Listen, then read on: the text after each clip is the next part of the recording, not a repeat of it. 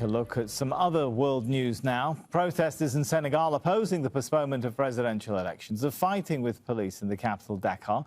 The election was due later this month, but pushed to December. The opposition is accusing President Macky Sall of trying to stay in office despite reaching a two-term limit. The Justice Minister says the postponement is unconstitutional and was decided by Parliament and not the President.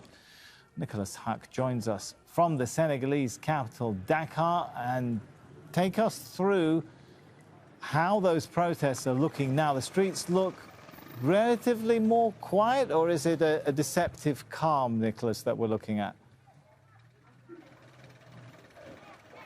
A deceptive calm is more like it, an eerie calm, because it's broken, this silence, by the sound of tear gas. Look behind me. On every street corner, there is billowing like smoke, and protesters have shut down every street corner where we are. And we're seeing security forces really overrun, at least in this neighborhood. We're just a block away from where the gathering was supposed to take place. What was supposed to be a peaceful demonstration against the move by President Macky Sall, as you explained it, to delay the elections. But look at the state of affairs now in what is normally one of the most stable democracies in the region. Now, there was a vote on Monday in the National Assembly that rubber-stamped this election that will now take place in December 15th of this year.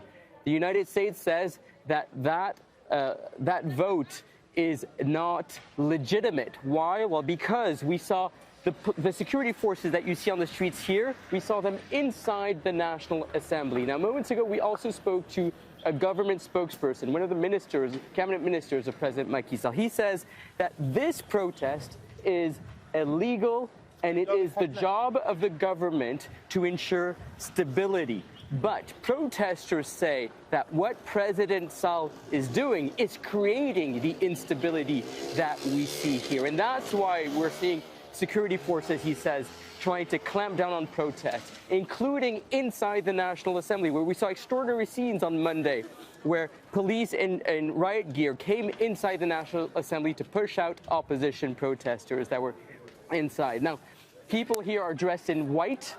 They've been asked by, let's just turn around, Magali, just to show people, the people that are here.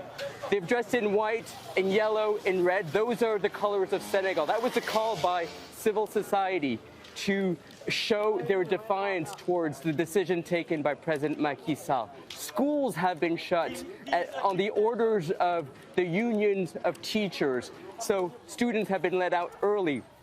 We are in uncharted waters here. It is unusual to see scenes like this. The police are just coming here, and they're responding by firing tear gas.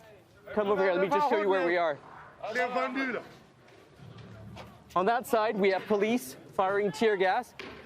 And look at what the protesters are doing. They're picking up rocks and responding. There's so much anger on the streets of the Senegalese capital. This is unusual for what is normally the most stable democracy. They feel like they've been robbed of their ability to vote in these elections that were supposed to take place on February 27.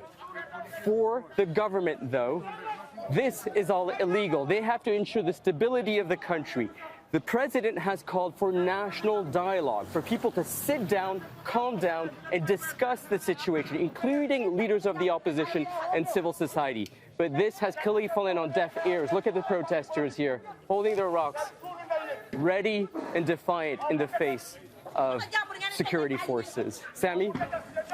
Nicholas, while we're looking at this scene, I think the question that comes to mind is, should we interpret the posture we're seeing of security forces as indicative of solid support from the security establishment for the president?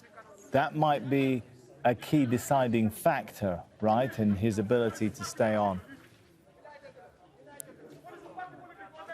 he definitely has the support. Sorry, tear gas coming here our way. He definitely has the support of the security apparatus.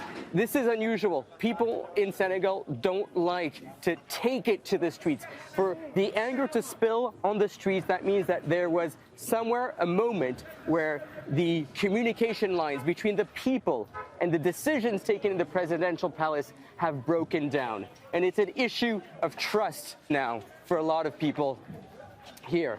Can they trust the security forces meant to protect them? Or are the security forces protecting the president and his decision?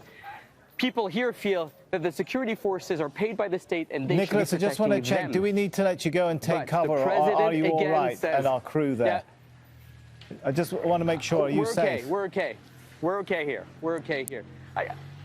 We're okay. And I just want to show you how people are protecting themselves. They just go inside their homes and hide inside these buildings in order to protect themselves from security forces. And it's very difficult for police to operate in these narrow streets where we're seeing running battles between security forces and the police. And every time the police moves, the protesters moves in and set up checkpoints and blocks the roads. They're determined to get their voices heard. And why is there so much anger? Well, there's been ahead of this, the internet that has been shut down. There is a main opposition television channel in the country that has been taken off there. So elements of civil society and the opposition feel like they're not able to get their voices heard. And that's why you're seeing so much anger. And I want to show you the people of Senegal that are protesting here. They're pretty young.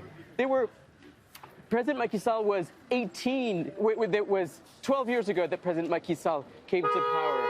These people were not in the age of voting. So they were hoping that in this election, they would have gotten the chance to vote. Macky Sall is saying they will get a chance to have their say, just not now, when things are more calm and stable on December 15th. Sammy?